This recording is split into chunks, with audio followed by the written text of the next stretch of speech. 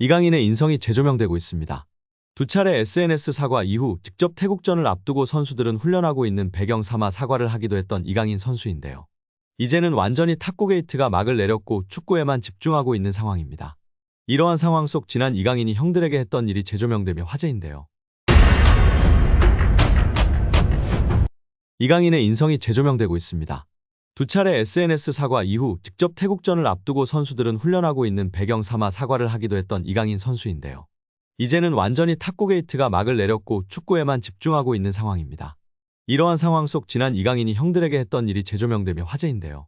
지난 U20 월드컵 때 형들이 장난이 심했다고 인터뷰하기도 했던 점이 부각되던 이강인이었지만 이러한 모습은 부각되지 않았었죠. 다시금 이강인 선수가 U20 월드컵 형들 향한 마음이 부각되며 화제입니다. 이강인은 생일을 맞이해 U20 대회에 함께 출정했던 선수들에게 선물을 전달한 것으로 알려지며 훈훈함을 더했습니다. 지난 19일 오후 이규혁은 개인 인스타그램 스토리를 통해 이강인에게 받은 선물을 공개하며 고맙다는 메시지를 남겼습니다. 이규혁 등 U20 멤버들을 통해 공개된 선물 내역은 일회용 마스크, 주전부리, 스타벅스 충전 카드 등이었습니다. 또한 이강인은 선물을 준비하며 편지를 남기기도 했습니다. 이강인은 편지를 통해 경기장 속에서도 밖에서도 우리나라를 대표해 매순간 최선을 다한 진짜 사랑하는 형님들. 제가 정말 힘든 시기에 옆에서 많이 응원해주고 자신감을 넣어줘서 큰 힘이 됐다. 고 전했습니다. 이강인은 저 때문에 형들이 많이 힘들었을 것 같다. 제가 진짜 많이 미안합니다. 라며 형들보다 2살이나 어린 제가 장난치고 까불어도 재미있게 받아주고 한 번도 힘들다는 내색 안에서 정말 고마웠다. 는 말을 남겼습니다. 해당 사진이 공개된 이후 SNS와 온라인 커뮤니티 등을 통해 퍼져나갔었습니다. 이를 본 네티즌들은 막내가 생각도 깊네. 자기 생일에 형아들한테 감사 인사라니. 진짜 너무 보기 좋아요. 이 팀 우정 영원했으면 좋겠네. 강인이 진짜 귀여워. 예뻐하지 않을 수 없는 막내. 편지지도 본인처럼 귀여운 것음 등 다양한 반응을 보였었습니다. 이강인의 생일에 맞춰 대회에서 함께 호흡을 맞췄던 최준, 정호진, 황태현, 이상준, 엄원상 등이 사진을 공개하며 축하 메시지를 전하기도 했습니다. 또한 자신을 프로 데뷔해주었던 발렌시아이지만 갑작스럽게 내쳐지며 큰 상처를 준 발렌시아인데도 감사 인사를 한 이강인의 인성을 조명받기도 했습니다. 이강인은 자신의 인스타그램에 발렌시아를 떠나며 마지막 소감을 남겼었는데요. 이강인은 오늘 발렌시아와 그 팬분들께 존중의 의미를 담아 작별을 고한다. 이제는 제가 큰 희망을 품고 발렌시아 952 나문트를 외치며 제 앞에 있을 미래에 맞서겠다.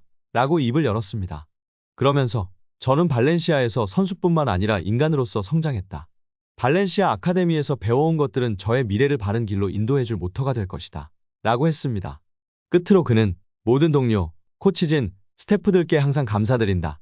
특히 저에게 진정한 축구인의 열정을 알려주신 모든 발렌시아 팬 여러분들의 애정에 무한한 감사 인사를 드린다. 라며 작별 인사를 고했었습니다. 장난기 많은 이강인 선수가 실수를 했던 점을 겸허히 인정하고 용기 내어 사과를 했습니다. 이제는 모든 축구팬들은 손흥민 선수와 함께 한국 축구를 잘 이끌어갈 수 있도록 격려와 지지를 해야 할 때라고 생각이 듭니다.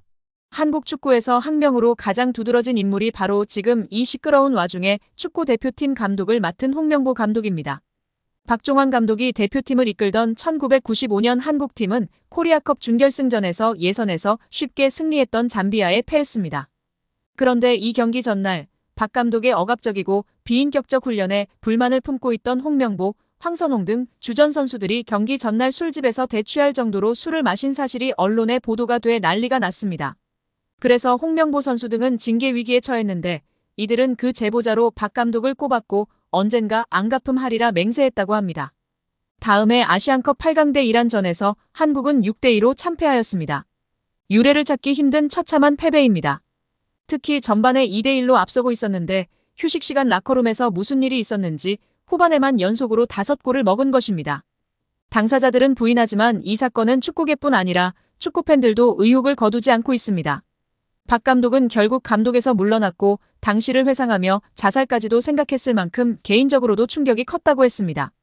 한국이 참패를 당하자 국내 언론들은 11회를 이끌고 있는 홍명보가 태업을 이끌었다. 박종환 감독을 끌어내리기 위해 선수들이 태업을 했다라는 등의 뒷말들이 나돌기는 했지만 끝내 참패 원인의 진실은 밝혀지지 않았습니다. 당시 한 언론은 홍명보 선수가 과학적이고 체계적으로 지도하는 감독을 원한다며 스파르타식 훈련을 고집하는 박종환 감독에게 노골적인 반기를 들었지만 누구보다도 체계적으로 지도했던 아나톨리 비쇼베츠 전 감독에게도 노골적인 불만을 터뜨렸다고 전했습니다. 조중현 당시 KBS 해설위원조차 홍명보가 선수로서의 본분을 망각한 것 같다. 옛날에는 감독의 그림자도 밟지 않았는데 어쩌다 이 지경이 됐는지 모르겠다고 개탄했다고 합니다. 여기에 과거의 발언 덕분에 홍 감독을 향한 배신감이 너무나 큰데요. 홍 감독은 대표팀의 새 감독 하마평에 오르자 꾸준히 불편하다라는 기색을 내비쳤던 바가 있습니다. 이러한 발언은 울산 팬들을 안심시키기에 충분했습니다. 여기에 더해 작년 1월 과거 울산에서 활약했던 아마노준을 향한 저격 발언이 재조명되고 있습니다. 일본 국적의 미드필더인 아마노는 2022년도 시즌 울산에서 임대선수 신분으로 활약했습니다. 이어서 그 다음 시즌 울산 잔류 여부를 두고 주목받는 사이 그는 홀연히 울산의 우승 경쟁팀인 전북현대로 임대를 떠났습니다. 이에 홍 감독은 분노했습니다. 홍 감독은 아마노가 울산 잔류를 약속했지만 어겼다라며 강도 높은 비판을 했습니다. 곧바로 아마노 측은 홍 감독의 발언에 반발했지만 울산은 이례적으로 아마노 이적 협상과 관련된 보도자료를 배포하기도 했습니다. 이처럼 당시 두 사람 사이에 벌어진 진실 공방은 많은 주목을 받았습니다.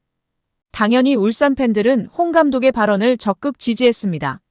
그런데 아마노의 배신감을 느꼈던 홍 감독이 울산에 배신감을 안긴 아이러니한 상황이 된 것입니다. 이에 울산 팬들은 홍 감독을 아마노의 이름에 빗대어 아마노 홍이라는 조롱 섞인 별명으로 부르기 시작했습니다. 이러한 상황에서 홍 감독은 아직까지 어떠한 입장도 내놓지 않고 있는데요.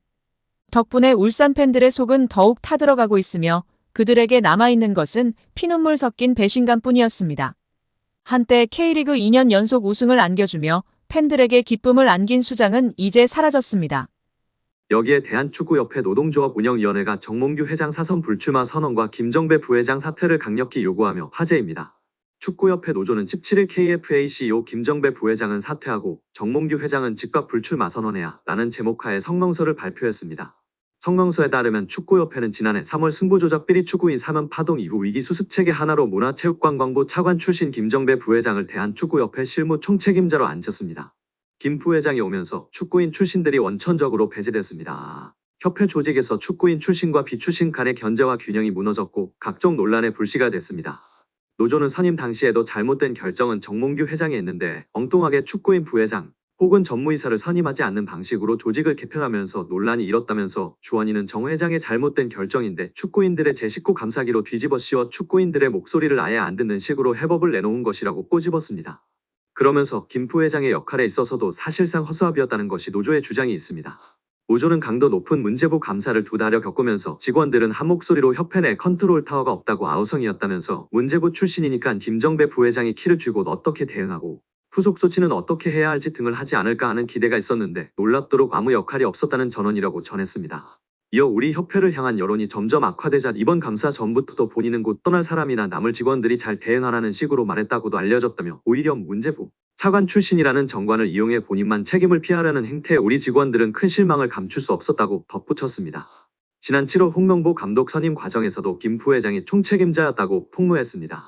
노조는 이임생 총괄이사가 기술적으로야 주도했지만 세부 계약 조건 등은 김정배 부회장이 총책임자였는데 그 어느 보도에도 그의 이름 3글자는 찾아볼 수가 없었다며 이임생 기술이사가 협상 권한이 있다고 그의 등을 떠민 것도 바로 김정배 부회장으로 알려졌고 정 회장이 전력강화위원회를 다시 구성하자고 한 지시를 무시하고 문제없다고 밀어붙인 이도 그로 알려졌다고 알렸습니다.